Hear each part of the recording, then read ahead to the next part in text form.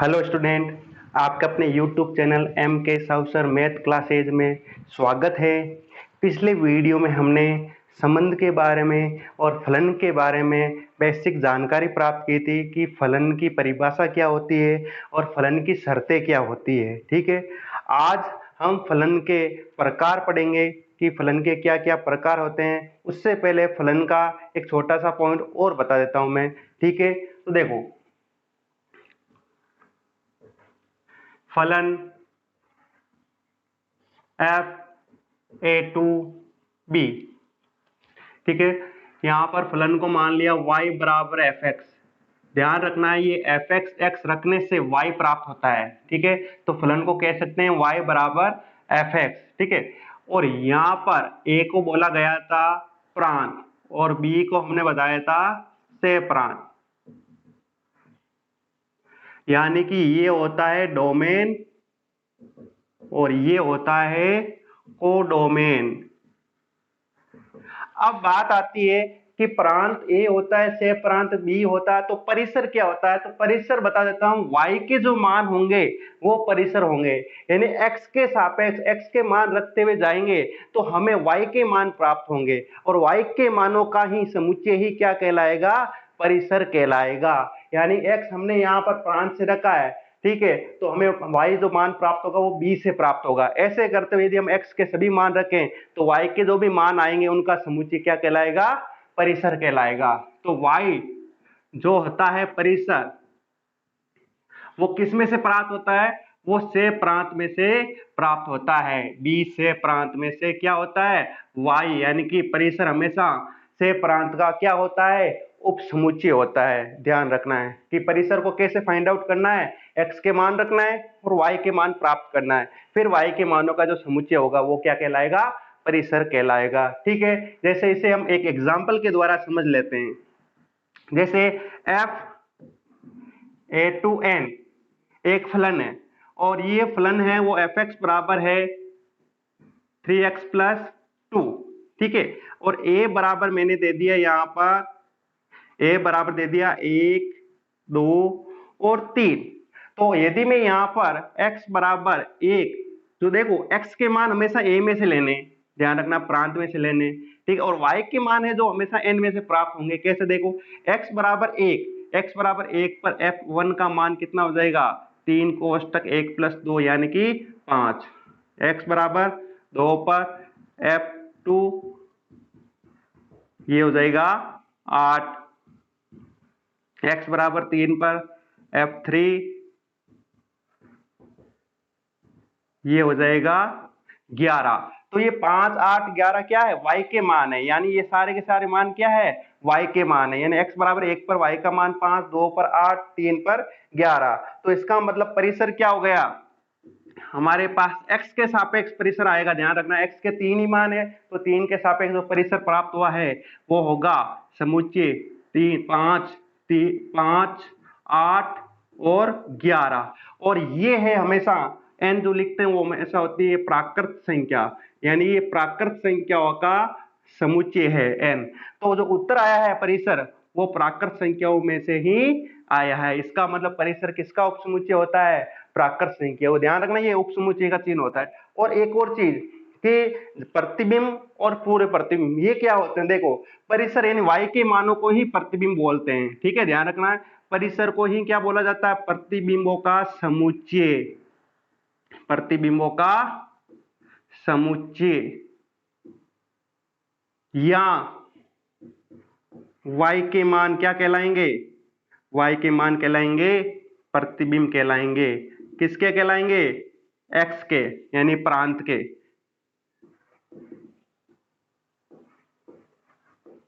प्रतिबिंब किसके होंगे, प्रांत के प्रतिबिंब होंगे। ठीक है, तो y के मान जब प्रतिबिंब कहलाते हैं तो पूरे प्रतिबिंब क्या होंगे, तो x के जो मान होंगे, x के मान कहलाएंगे पूर्वे प्रतिबिंब। ध्यान रखना क्या कहलाएंगे, पूर्व प्रतिबिंब। यदि आपको पूछा गया है कि x बराबर 1 का प्रतिबिंब क्या होगा, तो 5, 2 का क्या होगा 8, 3 का प्रतिबिंब क्या होगा 11, यानी 5 8 11 ये क्या हो गया प्रतिबिंबों का समुच्चय यानी परिसर हो गया। यदि आपको ये पूछ लिया जाए कि y बराबर 5 का पूरे प्रतिबिंब क्या होगा 1, y बराबर 8 का पूरे प्रतिबिंब क्या होगा तो, और y बराबर 11 का पूरे प्रतिबिंब क्या होगा 3।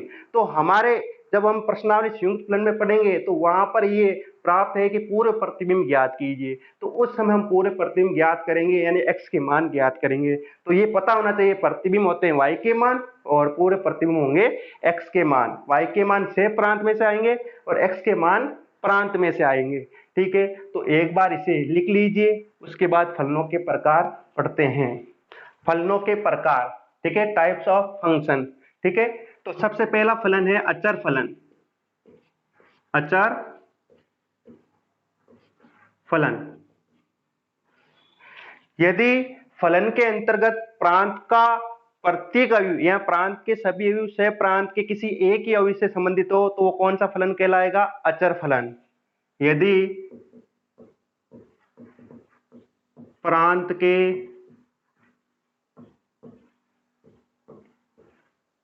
सभी अवयव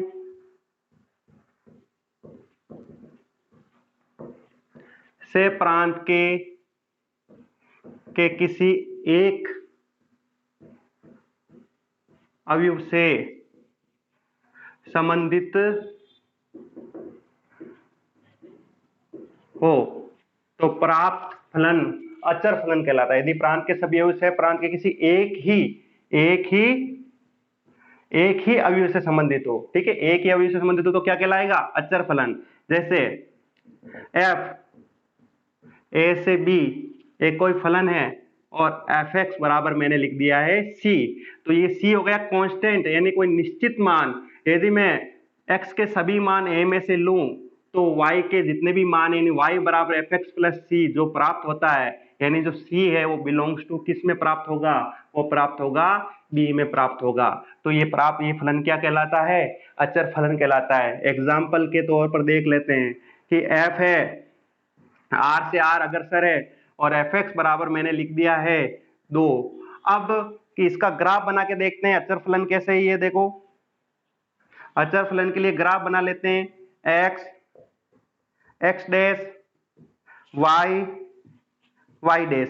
x के मान यहां से लिखूंगा तो y के मान हमेशा क्या प्राप्त होंगे 2, यानी एक फिक्स मान हो गया। इसके अंदर से 2 है, एक फिक्स मान है जो इसके सभी के सभी इससे कनेक्टेड है।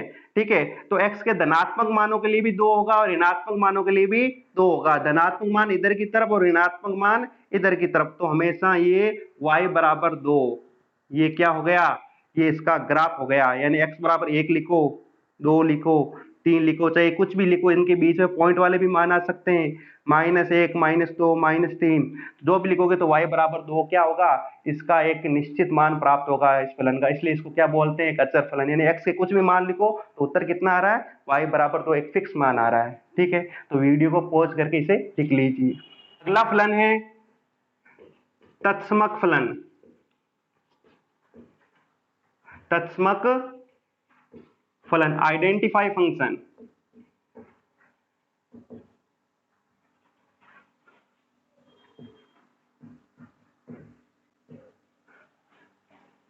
देखो यदि प्रांत का प्रत्येक अवयव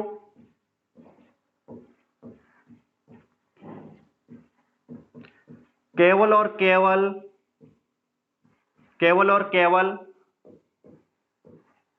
स्वयं से संबंधित हो, यदि प्रांत का प्रत्येक अवयव केवल और केवल स्वयं से संबंधित हो तो क्या कहलाता है आइडेंटिफाई फंक्शन। कैसे, इसको आई से डिनोट करते हैं। मान लो मैंने आई ए लिखा, आई ए का मतलब ये जो फलन है ए से ए में अग्रसर हो रहे हैं, यानी x के मान a में से लिए तो y के मान भी a में प्राप्त होंगे। यानी खुद का अवयव खुद से ही कनेक्टेड है, स्वयं का स्वयं से ही कनेक्टेड है। ठीक है, इसलिए इसको क्या बोलते हैं तत्समक फलन। जैसा है वैसा उत्तर आना। ठीक है ना, x है तो x का मान रखा तो y का मान भी उसी के बराबर। इसका मतलब इस फलन का मान क्या होगा आई ए बराबर लिख सकता हूं मैं x। देखो यदि मैंने x बराबर 1 लिखा तो i a का मान भी 1, x बराबर 2 लिखा तो i a का मान भी 2, यानी स्यूम का स्यूम से ही संबंध। ठीक है, जैसे एग्जांपल के तौर पर मैंने एक ले लिया फलन i r टू r, और फलन है हमारे पास i r बराबर x, तो इसका ग्राफ बना के देखें तो क्या ग्राफ प्राप्त होगा।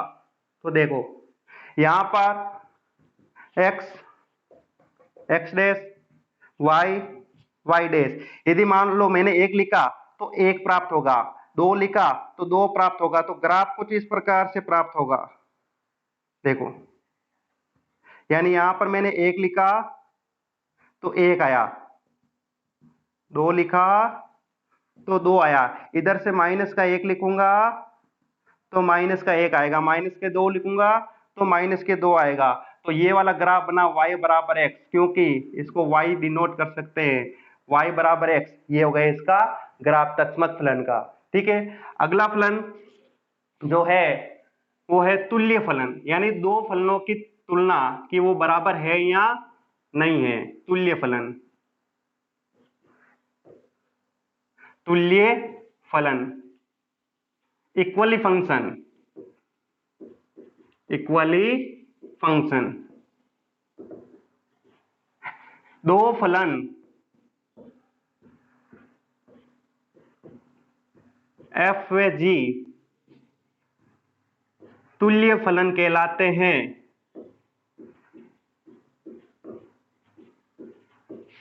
यदि ये तीन शर्तों का पालन करता हो। यदि f का प्रांत बराबर हो g का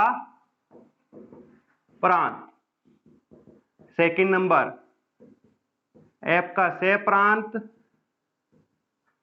बराबर हो g का से प्रांत, और थर्ड नंबर f(x) बराबर gx, यानी स्यूम फलन भी बराबर हो, तो ये फलन क्या कहलाते हैं, तुल्य फलन। यदि दो दिए गए फलन है, दो फलन दे दे आपको और पूछ ले तुल्य फलन है नहीं है, तो हम उनके प्रांत देखेंगे, उनके से प्रांत देखेंगे, उसके बाद फलनों को देखेंगे कि आपस में बराबर है नहीं। यदि तीनों कंडीशन फॉलो हो जाती है तो दिए गए दो फलन क्या कहलाएंगे, तुल्य फलन कहलाएंगे।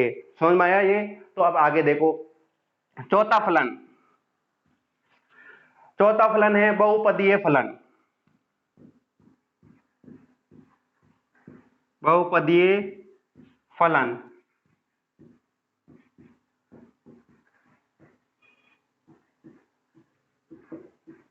Polynomial function. देखो पॉलिनोमियल फंक्शन यानी कि f, मान लो कोई भी फलन है r से r में डिनोट है, r से r में, और यहां पर f(x) बराबर ये लिख दूं मैं a0 a1x a2x स्क्वायर और an(x) की पावर n, जहां n is not equal to 0, तब ये n घात का बहुपद कहलाता है। और बहुपद भी एक फलन होता है। कैसे, इसके लिए एक एग्जांपल ले लेते हैं। जैसे f r से r और f(x) बराबर है x स्क्वायर, तो देखो f(x) को हमने y माना था, तो यहां पर मैं लिख दूं y बराबर x स्क्वायर। जो 11th क्लास के अंदर हमने पढ़ा था सांको परिच्छेद, तो सांको परिच्छेद इसके लिए हमने बनाया था, चित्र बनाया था क्या, कुछ इस प्रकार से।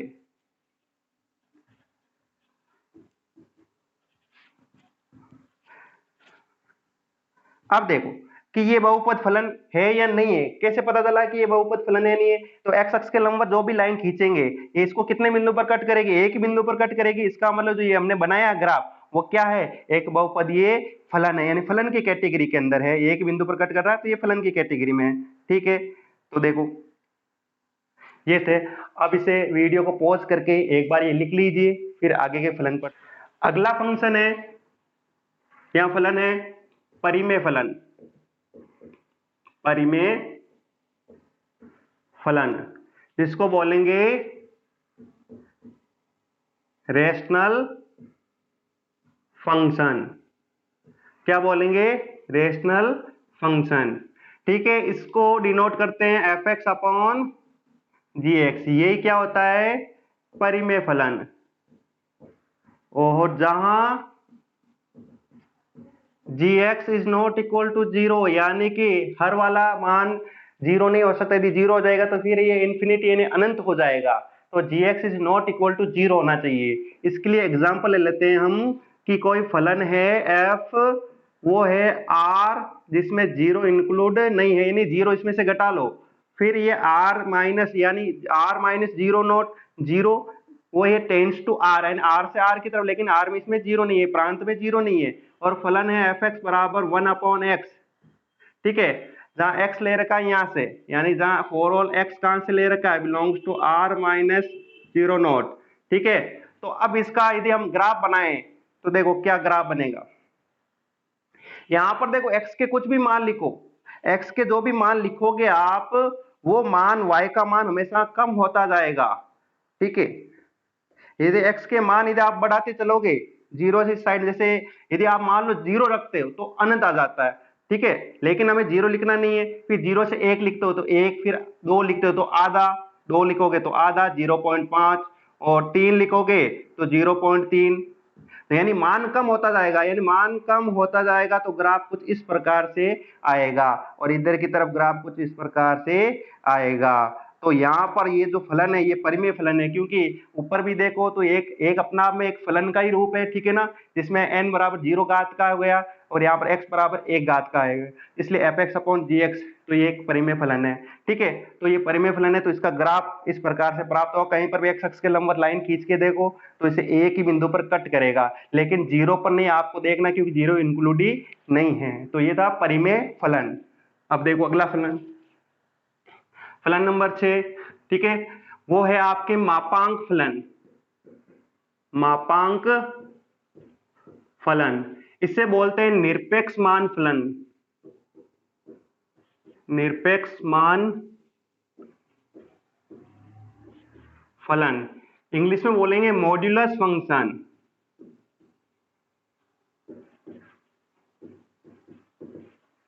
Modulus function. देखो मापांक फलन ये अपना में बहुत ही इंपॉर्टेंट फंक्शन है, क्योंकि इसके बहुत सारे क्वेश्चन है हमारे बुक के अंदर भी है।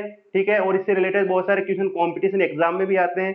तो पहले मापांक फलन समझ लेते हैं, होता क्या है। देखो बराबर मापांक x, मापांक ये होता है मापांक। ठीक है ना, जब x के ऊपर या किसी संख्या के ऊपर ये दो इस प्रकार से लाइनें बना देते हैं तो ये मापांक, और मापांक हमेशा धनात्मक मान देता है। यहां से कौन सा मान आता है, हमेशा पॉजिटिव मान आता है। हमेशा कैसा मान देता है, ये हमेशा पॉजिटिव मान देता है। जैसे मैंने लिख दिया है यहां पर माइनस के 2, तो उत्तर देगा प्लस के 2। यदि मैंने लिख दिया है माइनस के 3, तो यहां से उत्तर आएगा 3। तो मापांक फलन हमेशा क्या देता है, धनात्मक मान देता है। अब इस मापांक फलन को खोलने का तरीका, जैसे f दे रखा है r से r, मान लो मापांक फलन है r से r, और एफ एक्स बराबर है हमारे पास मापांक x। ठीक है, अब इस मापांक फलन को परिभाषित करेंगे, यानी कि एफ एक्स किस प्रकार से ओपन होगा। देखो यहां पर यह समझना बहुत जरूरी है। ठीक है, यदि मैंने x के मान 0 से बड़े या 0 के बराबर लिखा तो ये मापांक हट जाएगा और प्लस में खुल जाएगा। ठीक है, यानी प्लस का x आ जाएगा। यदि मैंने यहाँ पर 0 से छोटा लिख दिया तो उस समय देखो यहाँ पर ये माइनस x में खुलेगा। अब आपको ये कंफ्यूजन होगा कि सर माइनस तो हमेशा प्लस देता है, ये माइनस हमेशा प्लस देता है, तो फिर ये माइनस का x कैसे आ गया।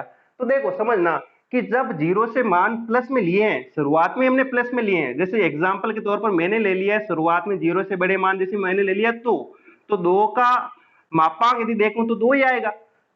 ठीक है, यदि मैंने माइनस में मान ले लिए, जैसे x लेस देन 0, समझना x यहाँ पर 0 से बड़े यानी 2, 0 से छोटा, जैसे 0 से छोटा -1, क्यों माइनस की संख्या 0 से छोटी होती है, तो -1 -2 आप कुछ भी रख के देखो। x बराबर ले लिया मैंने, x बराबर -2, यहाँ पर x बराबर ले लिया मैंने प्लस का 2। ठीक है, x बराबर -2। अब जैसे मैंने लिख दिया माइनस का 2, तो उत्तर क्या आना चाहिए, प्लस का 2 आना चाहिए। उत्तर क्या आना चाहिए, प्लस का 2 आना चाहिए। अब ये प्लस के 2 कैसे आ सकते हैं, यदि मैंने ऐसे लिख दिया इसका माइनस का 2, उसके बाहर लिख दिया माइनस, तब जाके प्लस का उत्तर आएगा। आप कुछ समझो कि माइनस का 2, इसके बाहर यदि मैंने माइनस का लिखा तब जाके प्लस का 2 बनेगा। ठीक है, यदि मैं इसको सपोज करूं कि ये था x, कौन सी कंडीशन में, इस कंडीशन में। ठीक है, ये था x, तो इसके लिए x का मान तो ये था, तो बाहर क्या गया माइनस, इसलिए मापांक किस में खुला, माइनस में खुला। जबकि यहाँ पर x बराबर 2 था, तो यहाँ पर उत्तर कितना आया था, प्लस में, क्योंकि ये कंडीशन कौन सी थी, प्लस वाली कंडीशन थी। तो यदि x is greater than equal to 0 होता है तो उसमें x खुलता है। ठीक है, यदि x लेस देन 0 होता है उसमें कैसा फलन खुलता है, माइनस x खुलता है। लेकिन यदि मापांक में आप प्लस रखो चाहे माइनस लिखो, उत्तर कैसा आएगा, धनात्मक क्या आएगा, जैसे 2 और 3। अब इसका हम ग्राफ बनाते हैं, ग्राफ के द्वारा देखते हैं क्या आएगा ग्राफ। देखो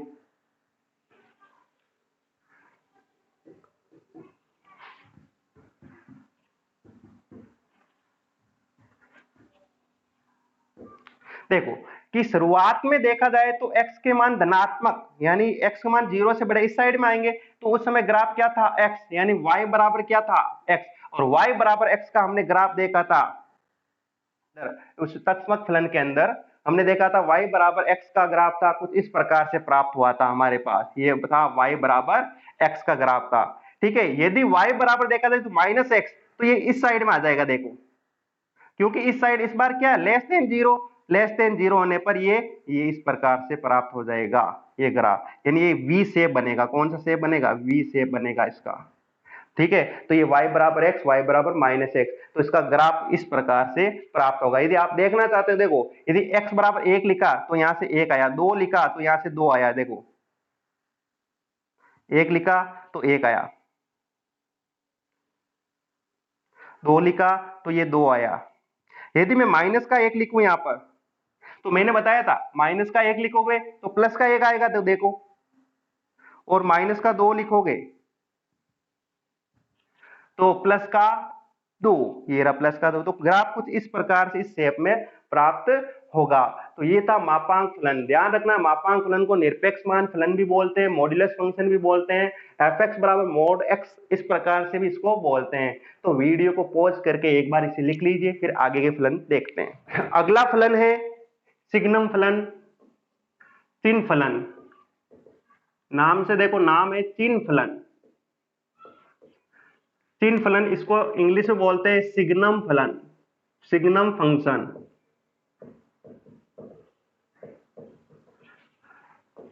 देखो ये सिग्नम है, सिंगम नहीं, ध्यान रखना, सिग्नम फंक्शन है। ठीक है ना, तो देखो क्या है ये सिग्नम फंक्शन कि फलन ये है एफ एक्स बराबर modulus of x upon x. ठीक है, modulus of x upon x, ये जो फलन होता है सिग्नम फलन कहलाता है। अब यहां से इस फलन को यदि मैं परिभाषित करूं तो ये फलन कुछ इस प्रकार से परिभाषित होगा।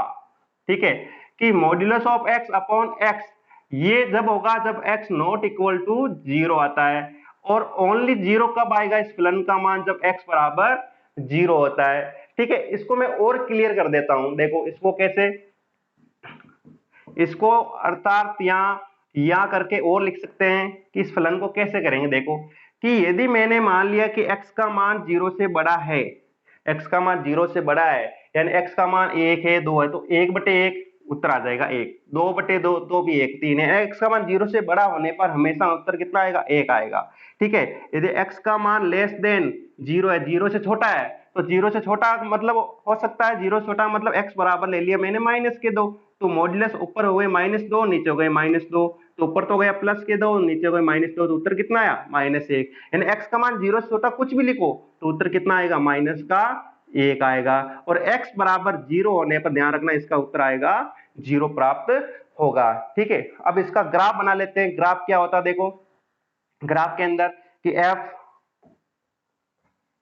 r से r में डिनोट है। ठीक है,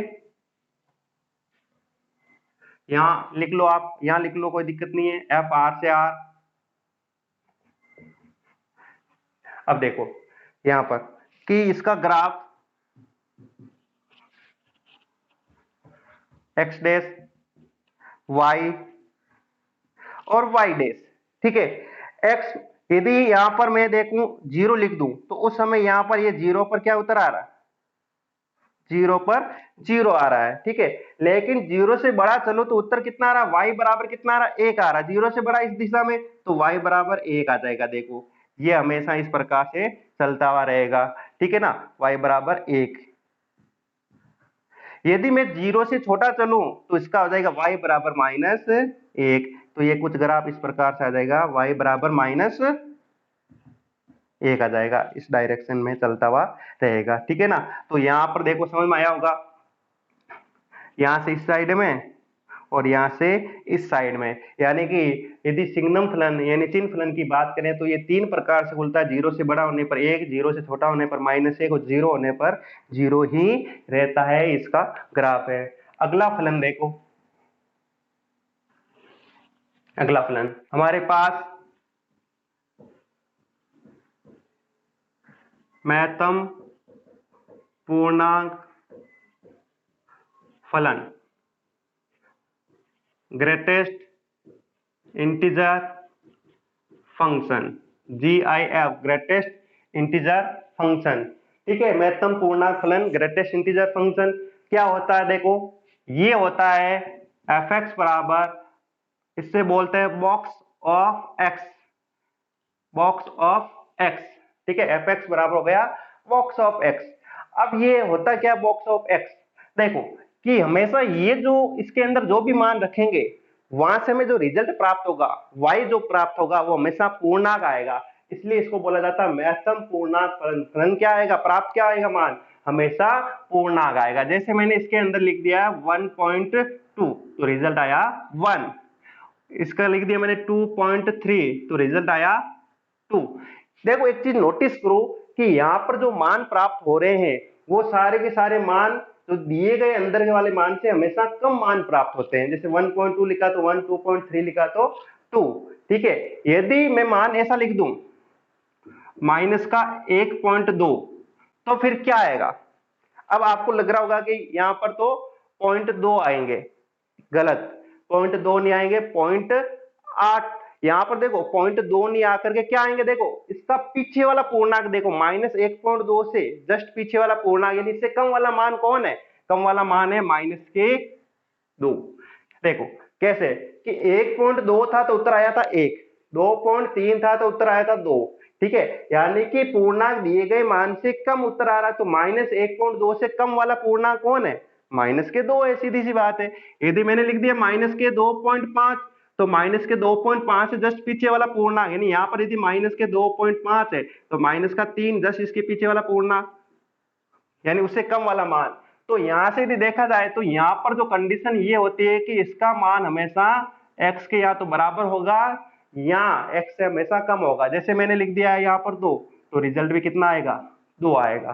तो इसलिए इसको बोलते हैं ग्रेटेस्ट इंटीजर फंक्शन। वापस एक बार समझ लो, जैसे माइनस का 2.3 है तो इसका उत्तर -3 क्यों आया, क्योंकि माइनस के 2.5 से कम वाला पूर्णांक, इसे जस्ट पीछे वाला, और माइनस में जब संख्याएं माइनस की ओर चलते हैं तो संख्या मतलब जो मान है वो घटता हुआ जाता है। तो -3 इससे कम वाला पूर्णांक है, -2.5 से जस्ट कम है, ठीक है। अब इसका ग्राफ बना लेते हैं, और उससे पहले मैं बता देता हूं, देखो यदि मैं मान यहाँ पर ऐसे लिख दूं, ठीक है, यदि मैंने x के मान लिख दिए हैं 0 से लेकर के 1, अब 0 से 1 कुछ भी लिखो, 0 से 1 का मतलब मैंने लिख दिया इसके अंदर कि 0.5, 1 से कम, ध्यान रखना 1 से कम, तो उत्तर कितना गया 0, क्योंकि इससे कम वाला पूर्णांक कौन है, 0 है।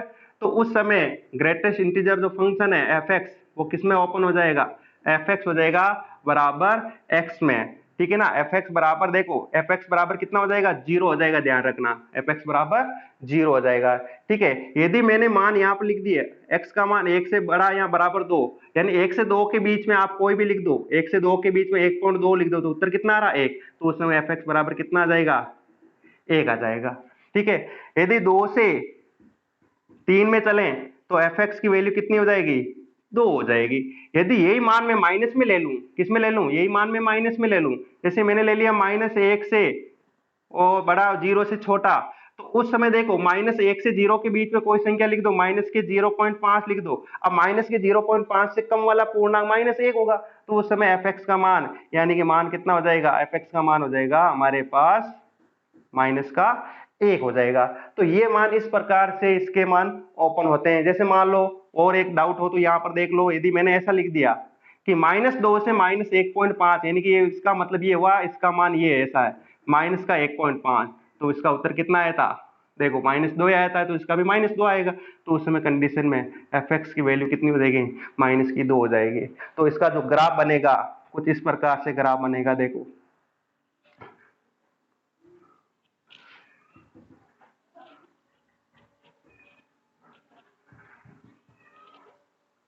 देखो कि यहाँ पर यदि मैं 0 लिख दूं तो 0 से 1 के मध्य की वैल्यू कितनी आई थी, 0 से 1 के मध्य हमेशा कितनी आई थी, ये यहाँ से 0 से 1 के मध्य 0 ही आई थी। ठीक है,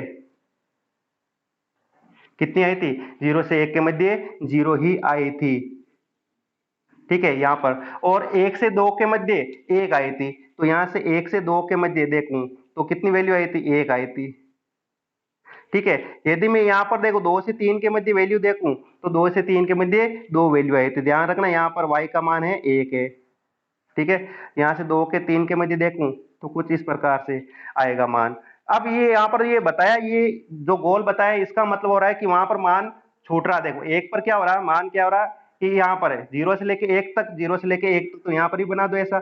ठीक है, फिर बाद में 1 से 2 तो 2 के ऊपर इस प्रकार से। ठीक है, फिर यहां से देखा जाए तो 2 से 3, 2 से 3 के ऊपर इस प्रकार से। यदि मैं माइनस में मान लेके चलूं, -1 से 0 के बीच में चलूं तो माइनस का 1 ये रहा और 0 ये रहा, तो -1 से 0 के मध्य कितना हो रहा, माइनस का 1 हो रहा है, ये रहा माइनस का 1, तो -1 से 0 के मध्य कुछ इस प्रकार से मान प्राप्त होगा। ठीक है ना, यहाँ पर ध्यान रखना ये वाला यहाँ इंक्लूड होता जा रहा है और यहाँ पर इंक्लूड होता जा रहा है।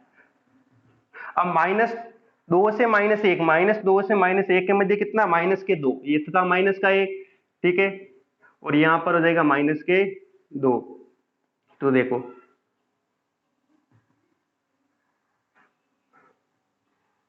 तो उत्तर कितना आ रहा था, -2 से -1 के मध्य -2 आ रहा, तो -2 पर तो हो गया 11 और इसमें 11 निशान हो गया, और -1 क्योंकि इंक्लूड नहीं है तो इसके ऊपर गोल बना दिया। तो इसका ग्राफ कुछ इस प्रकार से प्राप्त होता जाता है। ठीक है, समझ में आया होगा। तो एक बार वीडियो को पॉज करके इसे लिख लो। अगला जो फलन है वो है आपके भिन्नात्मक भाग फलन, फ्रैक्शन पार्ट फंक्शन।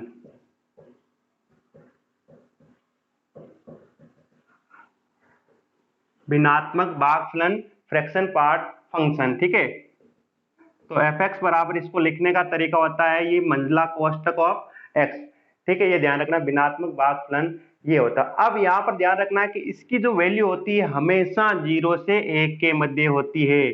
जहां ये जो मान बनता है इसका मान 0 से बड़ा या बराबर 1 के मध्य होता है।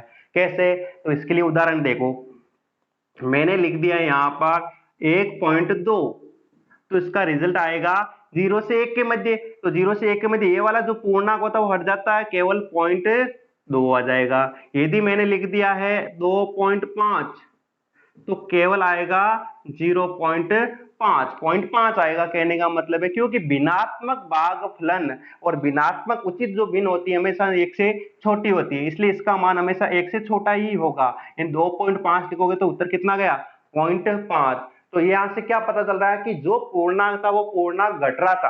क्या हो रहा था, वो पूर्णांक इसमें से घट रहा था। कब, जब धनात्मक दिशा में चले तो उस दिशा में ये पूर्णांक क्या हो रहा था, घट रहा था। यदि मैं यहाँ पर ये लिख दूं माइनस का 1.2 तो अब क्या आएगा, तो अब आपके मन में आएगा कि यहाँ पर मैं माइनस का 0.2 लिख दूं तो ये लिख दूं, तो ये वाली चीज गलत है, ये नहीं होगा क्योंकि मान कहां से कहां तक होता है, 0 से 1 के मध्य।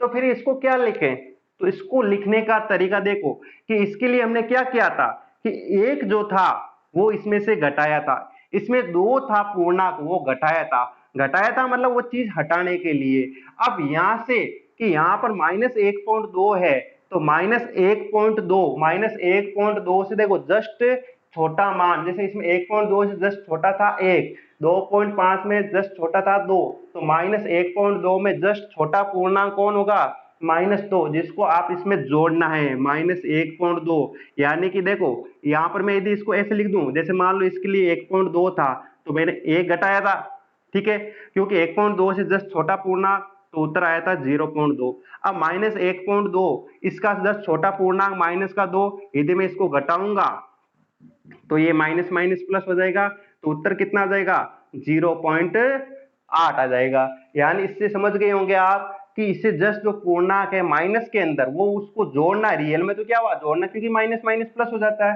जैसे मैंने लिख दिया यहाँ पर माइनस के 2.7, अब आप इसको क्या करोगे तो इसको ऐसे लिख दोगे -2.7 प्लस के 3, तो ये उत्तर कितना गया 0.3 आ गया। जैसे वापस समझ लो एक बार, मैंने लिख दिया माइनस के अंदर 6.3, तो -6.3 में प्लस के 7 जोड़ा तब जाके हो गया 0.7, क्योंकि जो भी मान आ रहा है देखो वापस समझ लो, यहाँ पर यदि प्लस वाला समझना तो एक बार वापस देख लो। जैसे मैंने लिख दिया है 4.5, तो 4.5 में से मैंने क्या घटाया था, इससे जस्ट पीछे वाला पूर्णांक 4 था, तो उत्तर आया था जाकर 0.5 आया था, यानी कि 0.5 आ गया। लेकिन बात यहाँ पर भी आती है कि ये चीज 0.8 ही कैसे आई, 0.8 आने का कारण है इसके जस्ट पीछे वाला पूर्णांक था -2, जिसको हमने घटाया था, और घटाने का मतलब माइनस का चिन्ह, और ये पहले से ही पूर्णांक के साथ माइनस का चिन्ह, इसलिए हो जाता है प्लस, इस वजह से 0.8। यानी अब आपको शॉर्ट में कैसे समझना है कि प्लस आए तो सीधे उनके आगे वाले पॉइंट लिख दो, यदि माइनस आए तो आपको उस पूर्णांक का पीछे वाला पूर्णांक जाके जोड़ देना है। -1.2 के पीछे वाला पूर्णांक -2 था, यानी कि उसको प्लस करके लिख देना है, ठीक है, जिसे अपना आप ही उत्तर आ जाएगा। जैसे माइनस के 2.7 है तो यहाँ पर 0.7 यानी कि 10 में से घटा लो, यानी कि 1 में से यदि आप घटाओगे तो 1 में से 7 गया 3, तो इसके आगे पॉइंट लिख दो, तो ये शॉर्टकट तरीका हो जाएगा इसके अंदर। अब बात आती है कि इसका ग्राफ क्या होता है, फिर ग्राफ कैसे बनाएंगे, ठीक है। तो ग्राफ के अंदर देखो इसका जो ग्राफ होता है नॉर्मली देखो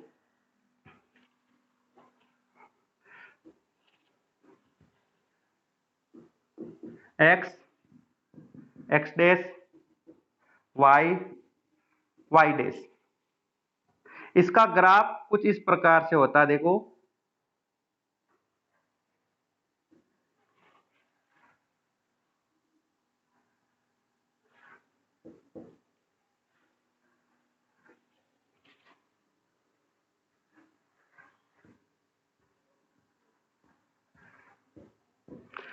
अब देखो कि इसका ग्राफ कुछ इस प्रकार से होता है कि 0 से 1 के मध्य मान देखोगे तो 0 से 1 के मध्य x कुछ भी रखोगे, 0 से 1 के मध्य x कुछ भी रखोगे, ठीक है। जैसे मैंने लिख दिया 0 से 1 के मध्य की बात है कि मैंने लिख दिया है यहाँ पर 0.5, तो रिजल्ट भी 0.5 आया, ठीक है। जैसे लिख दिया 0.5 तो रिजल्ट भी 0.5, 0.7 0.7 0.8 0.9 और 1 लिख दिया तो 1 के लिए तो क्या होगा, 1 में से 1 चला जाएगा, ठीक है ना। देखो ध्यान से देख, 1 पर क्या होगा, 1 पर ये परिभाषित ही नहीं है ना, क्योंकि 1 तो क्या है इंक्लूड ही नहीं है, क्योंकि इसका तो देखो कि 1 यदि मैंने लिखा है, ठीक है ना, तो 1 पर उत्तर क्या आ गया, 1 के ऊपर देखोगे उत्तर तो यहां से देखो ये आ गया है 0, कैसे कि 1.0, तो उत्तर कितना रहा 0, पॉइंट वाला लेना।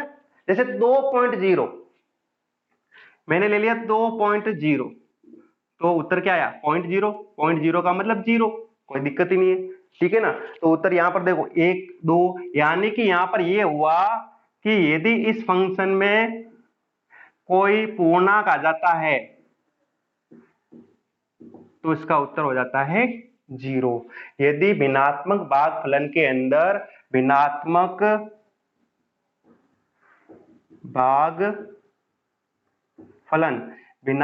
भागफलन में कोई पूर्णांक आता है तो उसमें उसका उत्तर कितना हो जाता है 0, और हमेशा उत्तर कहां से कहां तक रहेगा, 0 से 1 के मध्य ही रहेगा। ये 0 से 1 के मध्य देखो, यहां से 0 से 1 के मध्य यहां पर देखो जाए तो सारे के सारे मान कैसे हैं 0 से 1 के मध्य हैं, ठीक है। तो ये थे आपके भिन्नात्मक भागफलन, ये आपके इसमें सिलेबस में नहीं था लेकिन ये कंपटीशन एग्जाम में अक्सर पूछा जाता है भिन्नात्मक भागफलन के बारे में, ठीक है। तो ये थे टोटल आपके भिन्नात्मक भागफलन तक के टोटल 9 ग्राफ हो गए। तो आज हमने जो देखा था फलनों के प्रकार, अब अगले वीडियो में जो हम देखेंगे वो अवयव की समरूपता के आधार पर फलनों के प्रकार, यानी एकेकी बहुएकी आच्छादक अंतर से भी फलन, वो अगले वीडियो में देखेंगे। यदि आपको मेरा वीडियो अच्छा लगा तो इसे लाइक कीजिए, शेयर कीजिए, और यहाँ पर जो चैनल है उसको सब्सक्राइब कीजिए। Thank you so much.